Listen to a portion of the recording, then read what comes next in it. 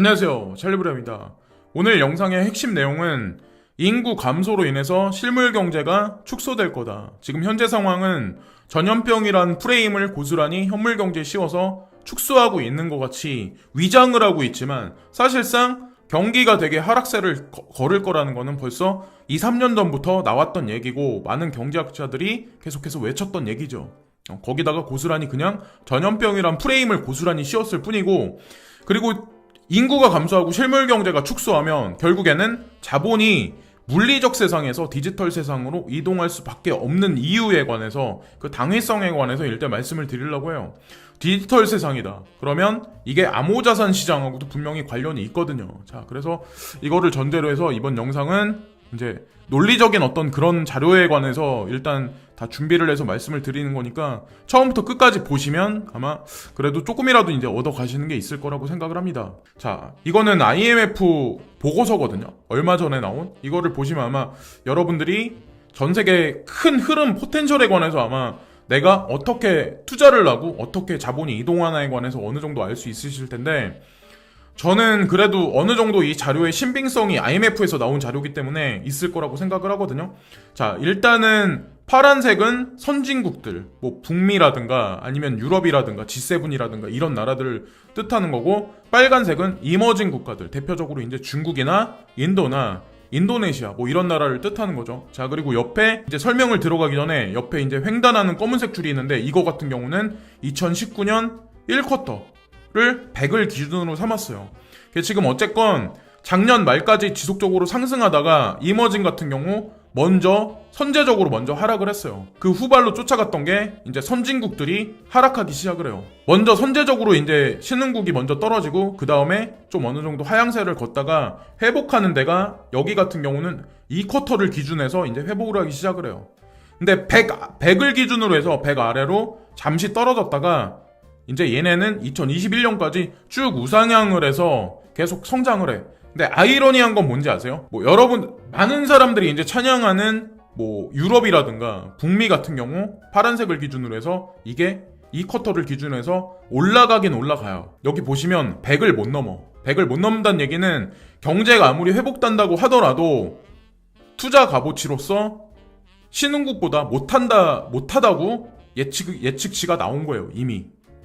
자, 원래 만약에 이 전염병 사태가 발병하지 않았다고 하더라도 어차피 선진국 같은 경우는 여기 점선이 하나 보이죠. 점선이 두 개가 보이죠. 빨간색하고. 근데 점선대로 간다고 하더라도 신흥국 시장이 GDP가 올라가는 거 상승률을 어차피 못 쫓아갔었어요. 이것을 통해서 우리가 자본의 이동이 어디서 어디로 가는지 알 수가 있고, 당위성에 관해서 제가 몇 가지 보여드리려고 해요. 자, 2019년에는 2%대, 한국 같은 경우 2020년에 마이너스 1.2%, 2021년에는 3.4%, 일본은 0.7%에서 마이너스 5.2%로 우리나라보다 극적으로 많이 감소를 해요.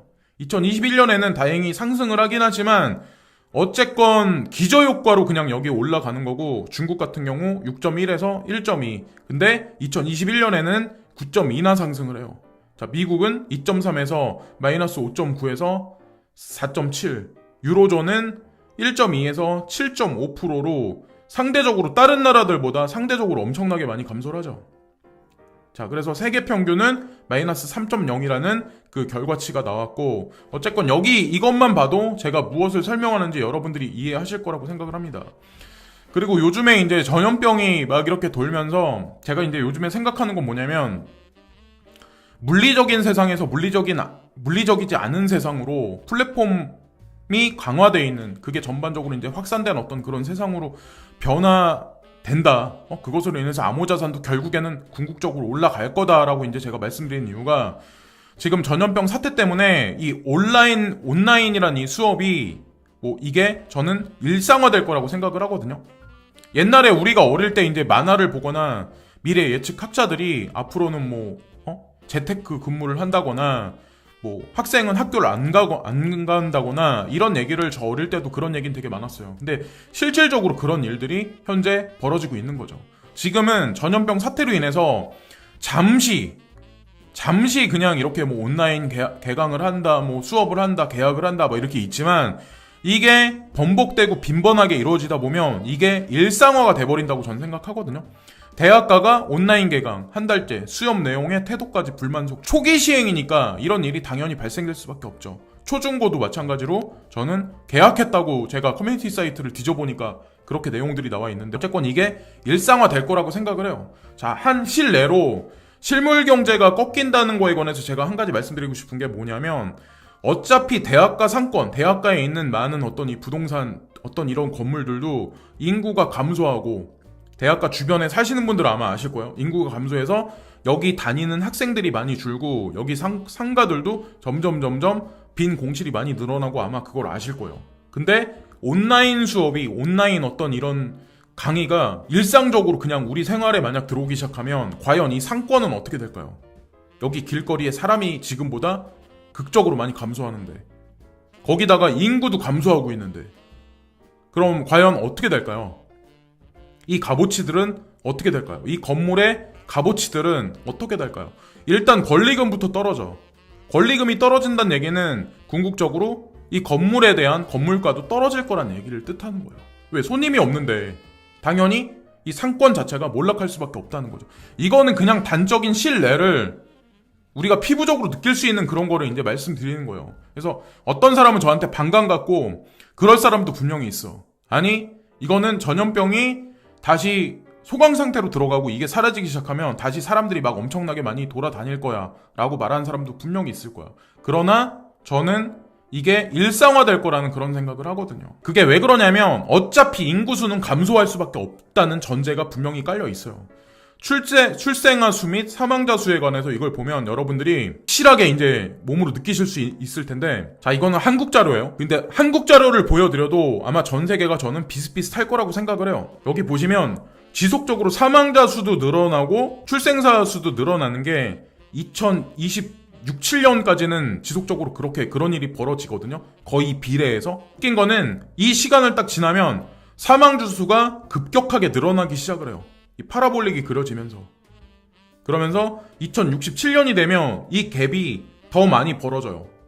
출생자 수는 어차피 사람들이 결혼을 안 하고 결혼했다 하더라도 아기를 안 갖는 사람이 점점 뭐 이기주의 아니면 뭐 금전적 영향 때문에 그럴 수밖에 없으니까 당연히 출생률도 감소할 수밖에 없어.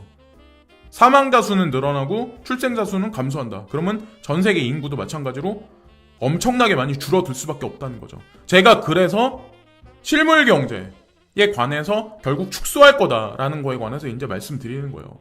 결국엔 이런 구도로 가면 그게 부동산이든 주식시장이든 그러니까 뭐 우리가 흔히 뭐 많이 사용한 어떤 그런 제품들 있잖아요. 그런 것도 대량 생산 체제에 있었다면 그게 다 축소돼서 그 양이 다 줄어들 수밖에 없죠. 그것으로 인해서 국가에서 걷어들이는 세금도 당연히 줄어들 수밖에 없다라고 전 생각을 하거든요.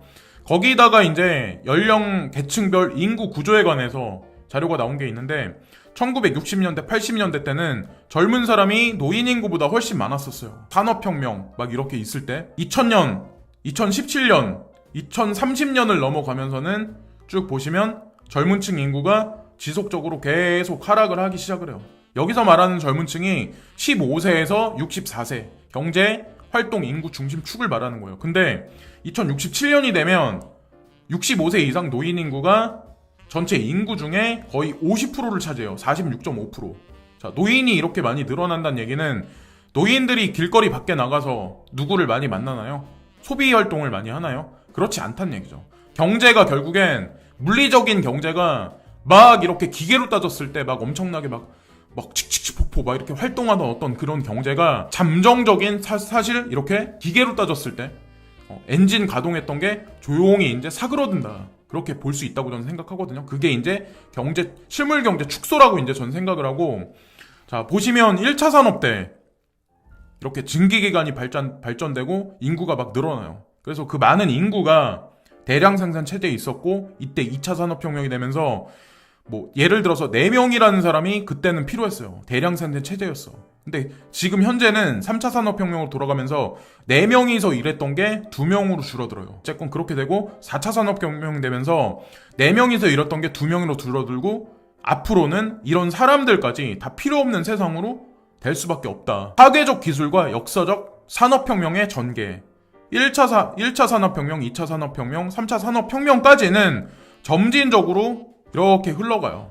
어떤 이 구도가. 증기기관의 발명, 전기, 내연기관의 발명, 컴퓨터나 인터넷의 발명, 메카트로닉스의 발명. 근데 4차 산업혁명 들어가면서 기술력이 갑자기 급속도로 올라가기 시작을 해요. 우리가 전에 없었던 그런 세상으로 점진적으로 나아간다. IoT, 로봇, AI, 3D 프린팅, AR, VR, 어쩌고저쩌고. 이때 3차 산업에도 지금 로봇이 산업에서 분명히 쓰여지는 건 사실인데 거기에 인공지능이 들어간다면 지금과는 판이하게 다른 세상으로 될 수밖에 없다는 거죠. AI 기술을 핵심 동원으로 상품, 서비스, 생산, 유통, 소비 전 과정의 모든 것이 연결되고 지능화될 것이다. 사람들이 들어가서 일할 수 있는 일자리가 없어. 결국엔 그럼 국가에서 세금을 뽑아낼 데가 없어요. 세금을 과연 사람들은 어디서 뽑아내야 될까요? 국가가 존속을 하려면 사람들이 결혼을 하고 사랑을 해서 아이를 낳고 이 사람들이 사회에 나가서 활동을 많이 해야 되는데 그럴 만한 데가 없어요. 재난 기본소득이 그래서 저는 온라인 계약이 개강도 일시적으로 됐다가 그게 그냥 일상화될 거라고 말씀드리는 이유가 결국엔 재난 기본소득도 결국엔 저는 제도화 될 거라고 생각을 하거든요. 그게 완전히 확실히 정책으로. 그래서 어쨌건 이렇게 인구가 늘어나고 아기가 많이 늘어나고 해야 정부에서도 텍스를 그 비례해서 그렇게 늘릴 수가 있는데 지금 현재 인구가 줄어들고 있다는 거죠. 이 텍스는 그럼 어디서 나올까요? 세금을 걷어 들일 수가 없는데 그렇다고 무한정 사람은 줄고 있는데 세금 비율만 계속 높일 수 있을까요? 사람들 폭동이 이렇게 어디서 무슨 수익원이 나와야 될 거 아니에요. 무슨 새로운 경제 모델이 있어야 될 거 아니에요. 추가적으로 이제 한 가지 말씀드리려고 하는데 지금 전염병 사태가 중국에서 발생됐기 때문에 중국을 싫어하시는 분들도 있고 막 이럴 거야. 근데 저는 항상 IMF 자료나 이런 거를 좀 약간 추종을 되게 많이 하는 편이거든요. 막 그레이스케일 자산운용사를 제가 추종 많이 하듯이. 근데 IMF 같은 데서 이런 식으로 인구 구조 변화도에 관해서 말을 하잖아요. 먼저 다른 나라는 보면 여기보다 젊은 층 인구가 허리가 되게 약해요. 중국이 지금 GDP, GNP가 다른 나라들보다 되게 많이 올라가고 인도도 인도네시아도 마찬가지로 그렇게 올라갈 수밖에 없는 이유가 여기는 젊은 층이 그나마 우리는 노인 인구가 점점 많아지잖아요. 버스 타면은 노인들이 되게 많잖아요. 어디 가도 마찬가지고. 자, 일본은 어떨까요? 그럼 이런 현상이 저는 한국에만 국한된 얘기라고 생각 안 하거든요.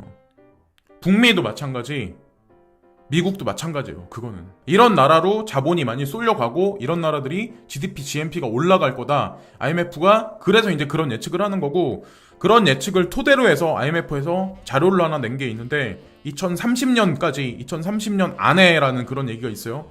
아까 처음에 보여드렸던 그래프를 보시면 아시겠지만 신흥국들은 회복력이 엄청나게 가파르게 올라가. 근데 선진국들은 이 100이라는 기준이 있으면 여기서 올라가지 못하고 그냥 여기서 포물선을 그리고 말아요. 성장률이 없다는 얘기야. 2030년까지 무슨 일이 발생되냐? 중국이 64.2 트릴리온으로 전 세계 GDP 1등 자리에 올라가요. 그리고 2위가 46.3 트릴리온으로 미국을 앞질러서 2위 자리에 올라가요. 미국은 2030년이 되면 3위 자리로 내려갈 거다. 근데 일본은 여기 보시면 9위로 떨어져요. 여기에는 이미 벌써 고령화 추세가 엄청나게 들어가가지고 벌써 사회 자체가 죽었어. 이미 지금도 죽어가고 있어요. 그런 모든 자료를 토대로 해서 이 결과가 저는 나왔을 거라고 저는 생각을 하거든요. 그래서 투자 시장도 2020년을 기점으로 해서 저는 북미 쪽에서 분명히 중국이나 인디아 위주로 많은 자본이 이동할 거라고 생각하거든요. 그렇다고 이들 나라들이 전 세계를 점령한다 이런 걸 뜻하는 게 아니라 이건 어디까지나 이제 경제적인 측면을 말씀드리는 거예요. 한국은 여기에 빠졌냐? 저는 한국이 10위권 안에 들어갈 거라고 생각해요. 한국은 변수가 너무 많아. 왜? 통일이라는 변수가 있어. 통일이 되면 사람들은 되게 안 좋을 거다. 우리가 북에 계속 원조만 해줘야 된다라고 말하는 사람도 있는데 일단 남한하고 북한이 인구가 합쳐지고 그 다음에 평균 연령이 북쪽이 우리나라보다 좀 어려요. 그런 것까지 만약에 다 잠정적으로 결론 지어서 GDP 성장률에 반영이 된다면 저는 여기 10위권 안에 한 중위권 5위나 한 6위권 정도? 그 정도쯤에는 분명히 있을 거라고 생각을 하거든요. 우리나라를 뭐 헬조선이다라고 말씀하실 분 있겠지만, 그래서 이제 제가 말씀드리는 이유가 왜 물리적인 세상에서 물리적이지 않은 세상으로 자본이 이동하고 거기서 국가에서 세제를 뽑아먹을 수밖에 없냐면, 여기 보시면 넥슨 가상화폐 거래소 코빗을 912억 원에 인수했었다. 이게 2017년 9월 26일 날 나온 뉴스예요. 이때 한참 가상화폐 거래소가 수익률이 엄청나게 올라갈 때쯤이었어요. 그러면 지금 현재 상황이 어떨까요? 넥슨이 그러면 지금 코빗 거래소가 수익률이 없기 때문에 이 거래소를 그냥 없앴을까요? 그건 아니라는 거죠. 지금까지 912억 원을 주고 지금까지 질질 끌고 오면서 마이너스 적자 상태를 계속 유지하는데, 그럼에도 불구하고 계속 유지하는 데는 분명히 이유가 있을 거라는 거죠. 넥슨은 게임사예요. 그리고 또 하나 중요한 게 빗썸이나 코인원이나 업비트나 코인베이스, 폴로닉스 누구 자본일까라는 걸 한번 생각해 보셨나요? 이 거래소들 뒤에 있는 자본이 과연 누구 자본일까요? 빗썸의 주인인 사람이 자본일까요? 코인원의 주인인 사람의 자본일까요? 그 이면에는 이미 거대 자본이 다 얽히고 설키고 엮여 있다는 거죠. 그들이 진짜 꿈꾸는 어떤 큰 포텐셜은 과연 뭘까요?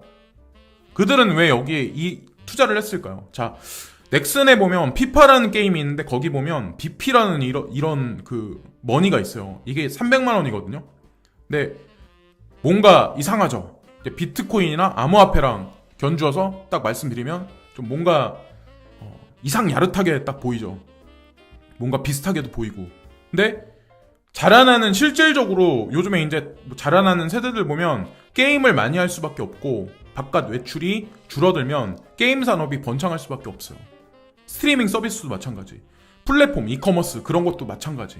모든 자본은 다 앞으로는 다 점진적으로 그렇게 갈 수밖에 없고, 실물 경제에 있었던 자본이 다 이쪽 산업으로 다 올 거라고 생각하거든요. 그리고 여기서 이제 암호화폐가 여기 이것과 이제 적용돼가지고 거기서 국가에서는 세금을 뽑아 먹을 거라고 이제 저는 생각을 해요. 그래서 뭐 지금 어린 세대는 게임에서 밥 먹고 사는 세대? 그런 세대가 저는 될 거라고 생각을 해요. 자, EA 게임사라고 또 있는데 이거는 이제 넥슨보다 더 훨씬 큰 데거든요. 근데 여기도 마찬가지로 예전에 어떤 얘기가 한번 있었냐면 암호자산에 투자해야 된다, 이런 거에 관해서 트윗에 한번 언급한 적이 있었어요. 자, 뭐 저스틴 선도 그렇고 뭐 창펑자오도 그렇고 다 이거 갖다 이제 소재거리 삼아서 막 트윗을 날리고 막 이게 이슈거리가 된 적이 한번 있는데, 얘네들도 마찬가지로 게임 산업에 암호자산에 관해서 그 인프라에 관해서 준비하고 있는 건 맞아요. 아직 실질적으로 뉴스에 나온 건 없지만. 그리고 유비소프트라는 이런 회사도 있는데 여기에도 마찬가지로 이 EA 게임즈나 넥슨 같이 지금 그런 거에 관해서 준비를 하고 있는 건 또 사실이에요. 자, 그리고 전 세계가 어떤 식으로 움직일 수밖에 없냐면, 여기 이게 알리바바 지금 보면 VR을 이용한 쇼핑이거든요. 우리가 실질적으로 그 쇼핑센터에 가지 않더라도 우리가 쇼핑을 할 수 있는 어떤 이 플랫폼이 2017년부터 지금 상용화 됐는지는 모르겠는데 이때서부터 샘플링 돼가지고 지금 그때보다는 지금 많이 진보됐겠죠. 이런 세상이라는 거죠. 결국엔. 그럼 물리적인 세상은 어떻게 될까요? 그냥 일반적인 스트리트에 있는 마켓들에 많은 자본이 지금 옮겨가 있는데, 그런 상권들은 어떻게 될까요? 향후에 우리가 실질적으로 거기 가지 않아도 이런 물건을 사고 이 VR을 쓰고 쇼핑을 할 수 있는 그런 세계로 도래를 하는데, 저는 이제 제가 말씀드리는 결론은 그런 걸 이제 말씀드리고 싶은 거예요. 지금 현재 암호자산이 어디로 갈지는 몰라. 전 여기서 뭐 이게 급락을 할 거다, 급등을 할 거다 이런 걸 말씀드리는 게 아니라, 전체적인 큰 흐름의 포텐셜은 인구 감소로 인해서 결국에 실물 경제는 결국 위축될 수밖에 없다. 그것으로 인해서 많은 자본은 결국엔 디지털 세상으로 옮겨가고, 디지털 세상이 결국 창궐한다면 암호자산 시장도 결국엔 엄청난 급등을 하고 향후 10년, 몇십 년간에 그게 자산으로서 여러분들한테 부의 축적의 수단이 될 거다라고, 그런 거에 관해서 저는 느낌적인 느낌만 그냥 받을 뿐이에요. 제가 여태까지 생각하고 결론 내린 거는. 그래서 2016년부터 저는 이제 투자를 진행해 왔었던 거고, 어쨌건 지금 형편없이 뭐 언제 떨어질지 모르는 시장인 건 사실이긴 하지만, 그래서 제가 이제 말씀드린 여러 가지 것들을 보시면 여러분들이 이제 투자하시는데 방향성에 어느 정도 조금이라도 이제 도움이 되실 거라고 생각을 합니다. 구독과 좋아요를 오늘도 부탁드리고요. 오늘도 끝까지 시청해주신 모든 분들께 진심으로 감사를 드립니다. 오늘도 진심으로 감사해요, 여러분.